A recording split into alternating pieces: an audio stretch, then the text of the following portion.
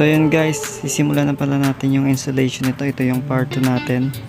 Install na tayo at connection na tayo sa motor. Ito pala yung yung sa switch, yung sa left switch natin, yung sa signal switch. Ito yung connector niya. Huhugutin na natin. Tapos hanapin natin to dito yung kulay na green at kulay na brown. Puputulin natin to guys. Kasi dito tayo magtatap.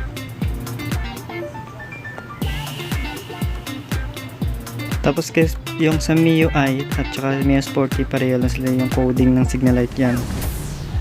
Green lang at saka brown. Yung green sa right, yung brown sa left. So sisimulan natin to, magtatap muna tayo. Sa yung napanood mo yung sa part 1, nag-tagging tayo, kaya ito na. Hanapin natin yung right na ilaw, yung tagging. Tapos tatap natin yung wire na papunta sa ilaw.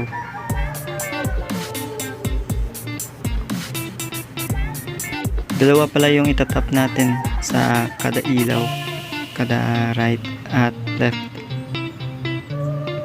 So unahin natin yung sa right na ilaw. Ito, yan yung tagging natin na right ilaw. So yan, papunta yan sa sa ilaw. Yung sa kabila naman na pinutol natin, papunta yan sa switch. So ito muna yung sa ilaw. Tap natin muna yung sa ilaw.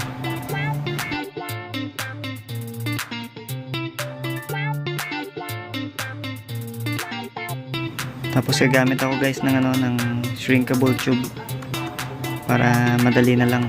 Hindi na kailangan mag electrical tape.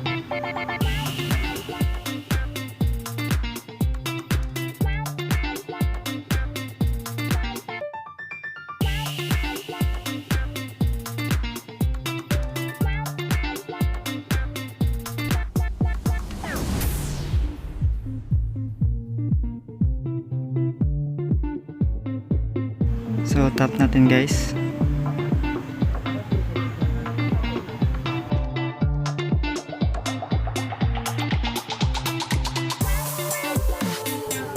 So tandaan natin guys yan yung papuntang right na ilaw.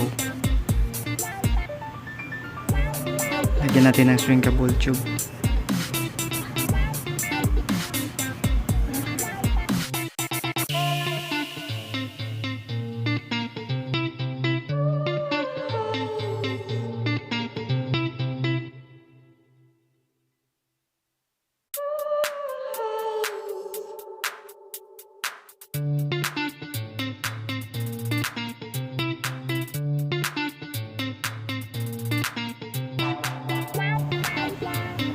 So iinitin lang natin yan guys, yung shrinkable tube.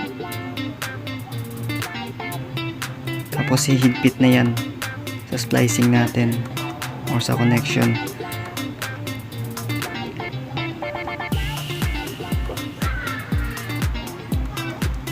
Or kung wala kayo nito guys, pwede naman electrical tape. Ginamit ko na to kasi para mas madali yung pagtakip natin ng splicing natin. So sunod naman natin guys yung right na switch, yung right wire papuntang switch. So ito yung papuntang switch, sa left natin yan sa right natin na switch yan. Yan, tap natin dyan.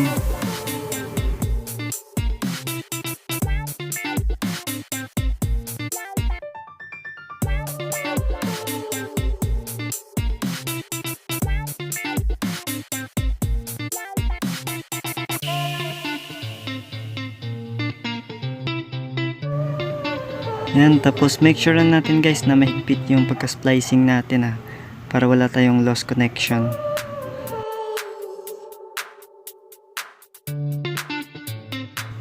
Yan, lagay lang ulit ng shrinkable tube para makover yung splicing. Yan.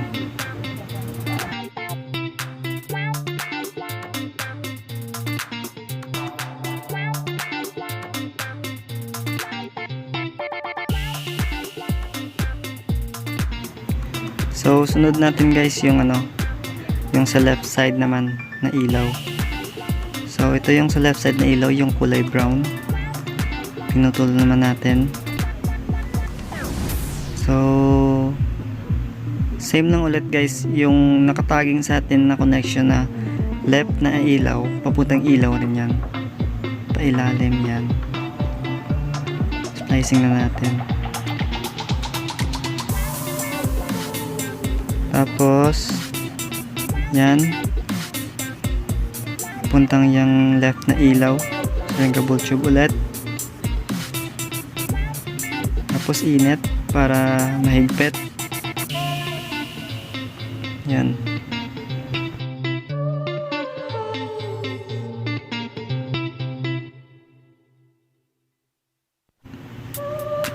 Sunod naman natin guys yung sa left switch, yung papuntang sa switch.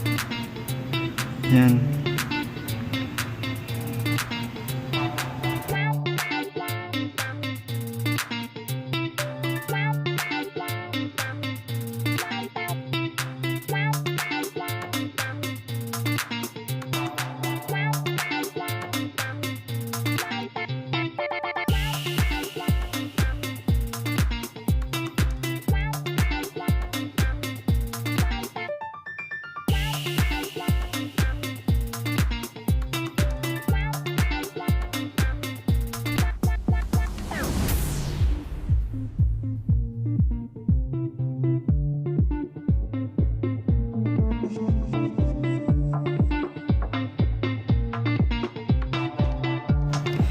So next natin guys yung B plus yung main natin. Hanap tayo ng positive dito na pag on natin ng switch may 12 volts. So dito tayo kukuha sa switch na 3-way switch. Yan, may 12 volts dyan, positive. Yan yung kulay na yellow at saka may stripe na red. Yan yung positive natin guys. Kukunin lang natin yan, huhugutin natin. Gamit na kayo ng maliit na screw or pang-ukit para makuha yung pin na lock sa loob. Yan, hanap. Yan yung blue guys, spark light na yan na switch. So dyan, yung dalawa na yan, dyan na natin itatap yung connection natin. So strip lang natin to.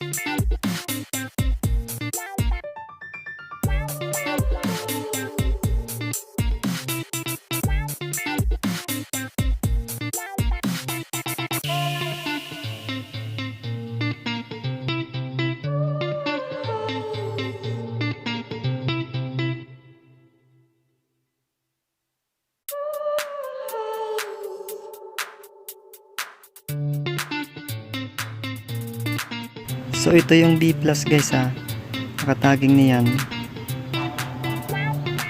Hindi tayo malilito kasi natagingan na natin. Yan yung advantage kung magtataging tayo. Yan, tap lang natin dito sa positive.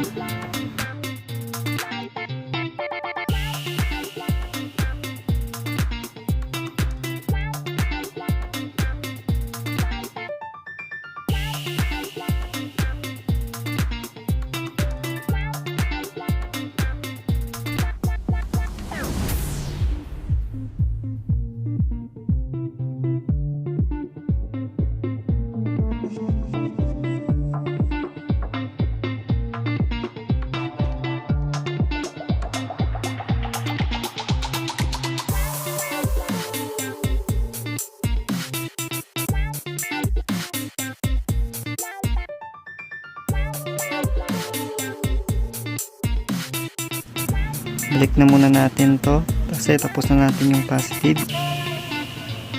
So susunod na natin guys yung park light. Ito yung blue. Tap natin dito yung park light natin na may tagging yan.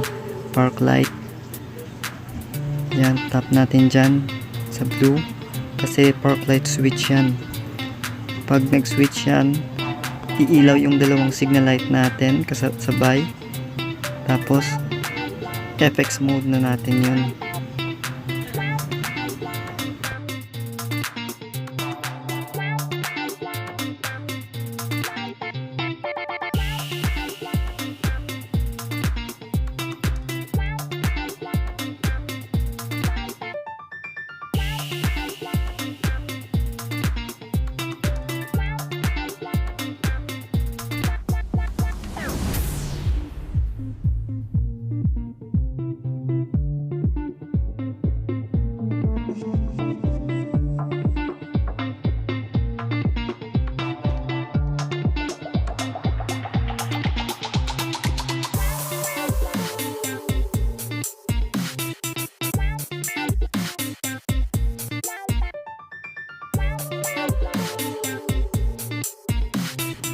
Yan guys, tapos na natin. Tapos ibabalik na lang natin ito sa connector nya. At kusang lalak niyan. So yun guys, tapos na natin yon. May natin na relay. Itatap na lang natin yung ground. So hanap na lang tayo ng body ground guys, or negative dyan. So gamit din ng tester. So ito, confirm na ground to or negative. So dyan natin itatap yung negative natin. Ito yung black wire. So yun guys, pag matapos nyo nang ilagay lahat yan, kukunin nyo muna pala yung sa dashboard nyo na ilaw, yung indicator light para sa signal. Ituturo ko na lang ulit sa inyo yan kung paano yan paggaganahin.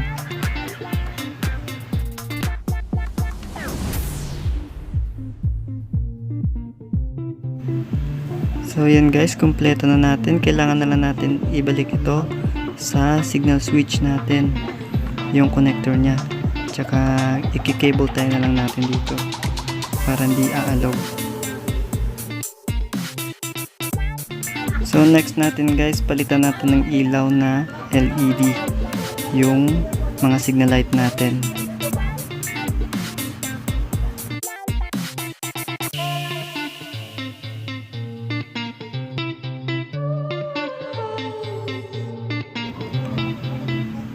Yan, make sure lang guys na di baliktad yung pagkakabit nyo kasi may positive at negative yan.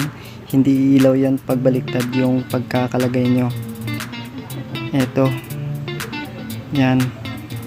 So, pag iilaw yan, okay na yan.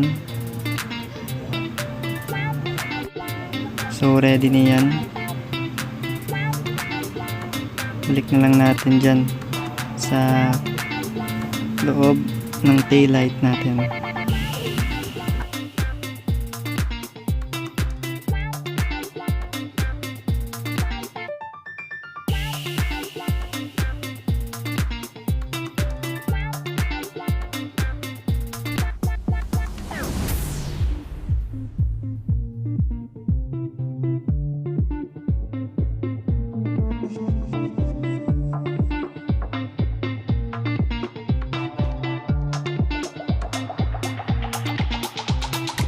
Sunod naman natin guys, yung sa harapan, papalitan din natin ng LED.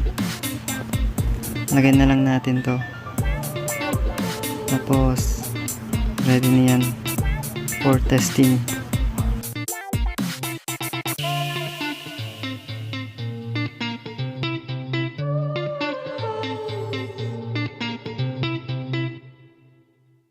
So ito na guys yung double contact or FX mode natin na tinatawag guys. Pwede yung off guys, at tsaka yung park light pwede na rin i-on sabay-sabay, tsaka magsi-signal light. So subscribe kayo guys, may bagong update pa ako dyan para sa running DRL light. Salamat po.